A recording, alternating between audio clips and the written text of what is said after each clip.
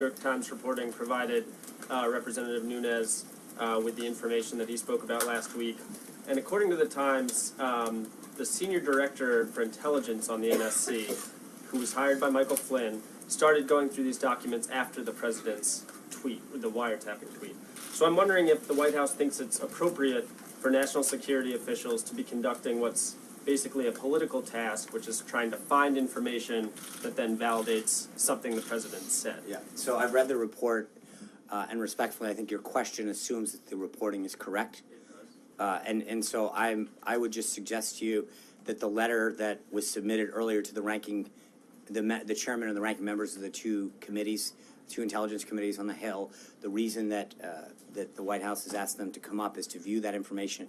And again, I don't want to get in front of that. As I've said before, we are not as obsessed with the process as much as the substance, and I think that our goal is to make sure that the ranking members of both committees, as well as the chairman, see the information, the materials that are important to this, and then worry about the outcome at the end of this. And then on a different topic, with Ms. Walsh's departure today, are you expecting any more staffing shakeups in the West Wing? No. Catherine. Sean, are you saying that the New York Times reporting today is not correct? I'm saying that in order to comment on that story, would be to validate certain things that I'm not at liberty to do. For days you haven't been able to tell us who we met with. And I understand that, and again, and I think that there's an assumption, as I've said before, we cannot condone I mean, in the same way that you protect sources.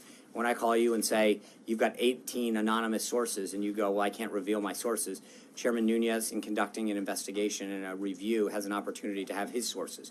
Our view is that the smart move was to make all the materials available to the chairman and the ranking member of the relevant committees. And I understand the obsession with the process piece. But we are focused on the substance of it, and I think the goal is to make sure that people have the substance that are looking into this, that we have asked to look into this. So the White House did make materials available already? No, we've sent a letter within the past few hours to both of those committees, informing them that we wanted to make that available to them. And what kind of message do you think this sends to people watching this? I think it sends a message that we want them to look into this, that I think that, as we have maintained from all along, that I think there's a belief that the president has maintained that there was surveillance that occurred during the 2016 election that was improper, and that we want people to look into this and take the appropriate legal, responsible steps to both understand it and then address it. Major. I want to read to you something you said here at the podium on March 23rd when you were originally asked if the White House might have had any role in providing information to Chairman Nunes. You first said it didn't make any sense to you, and then you went on to say, and I'm quoting you here, I don't know why he, Chairman Nunes, would brief the speaker and then come down here to brief us on something that we would have briefed him on. It doesn't seem to make a ton of sense. So I'm not aware of it, but it doesn't really pass the smell test.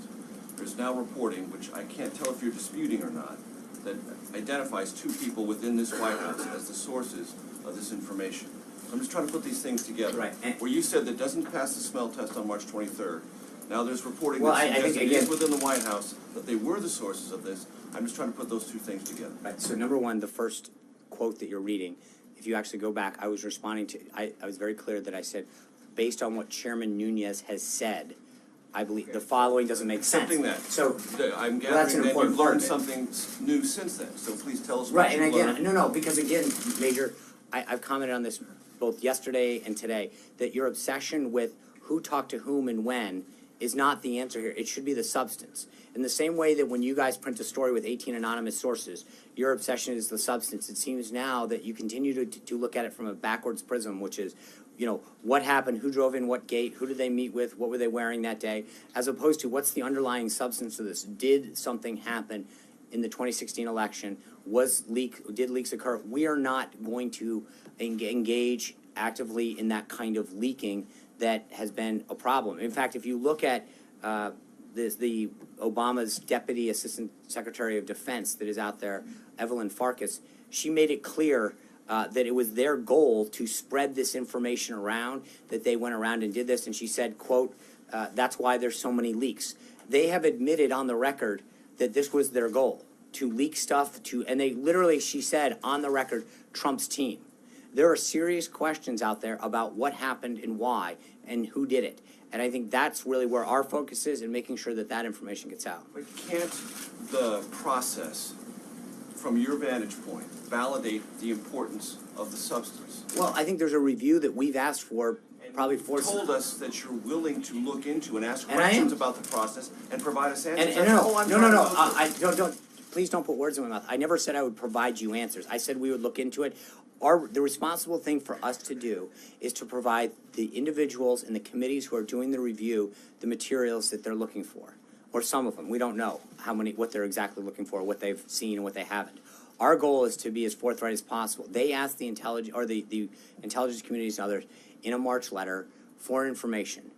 We are willing to provide them with the information that we have, the materials that we have come across. And I think that is an important step. Again, it is not, our obligation is to make sure that a review is done both in the House and the Senate as we asked for a few weeks ago, not to make sure that we illegally leak out information to you.